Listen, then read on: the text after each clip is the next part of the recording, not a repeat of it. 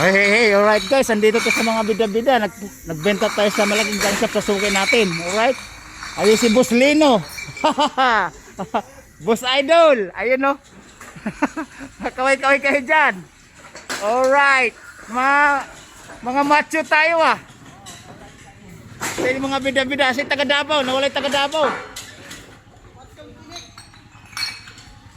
Oy, tayo na tatawa ka na naman sa comment section. Ha. Alright guys, may deliver kayo no? Ay wala pa. Alright guys. Nagbenta tayo ng bote. Bawas kalat ng bahay kasi parang may manginginom sa bahay eh. Alright. Ito guys yung kargahan nila. Pag nag-deliver yung semi forward na yan. Ito yung pinaka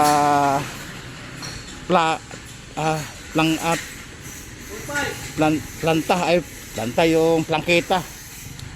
Palita ang tawag niyan, palita pala, di plangketa.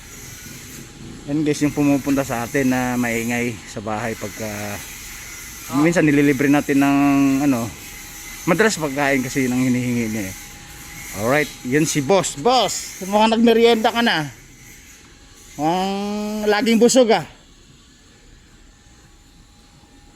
Always ready yung pang merienda mo ah.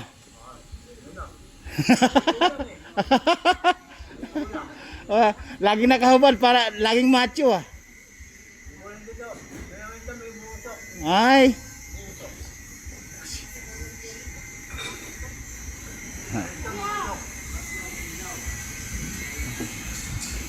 Alright. May pang na tayo, may panggasolina na tayo. Kulang pa panggasolina. Barya lang, pang-loti. Ayan, mabay ng pari ko. Ito, 15 ay 20. Huwag yung buo, barya lang. 5 lang kasi wala tayong pera. Ayan pa ho. Wala, pang-load ka ito, maglo-load. Maglo-load ako. Alright guys. Lagi kang Alright, may magbebenta pa guys.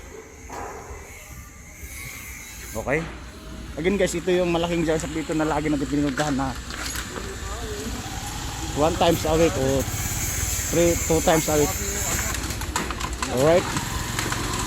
Pag nagbawas tayo ng kalat sa bahay, dito ang takbuhan. Malapit lang sa amin to eh. Pag ahon sa tulay eh, yun na pwede siyang lakarin. Alright. May panggas na tayo. May panggas na tayo. Bawas kalat.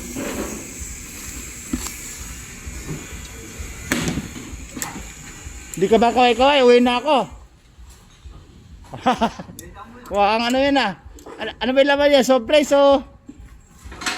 Hindi naman alak. Okay. Alright guys, bababa ko muna. Kasi magdadrive ako ng street bike. Alright? Babu.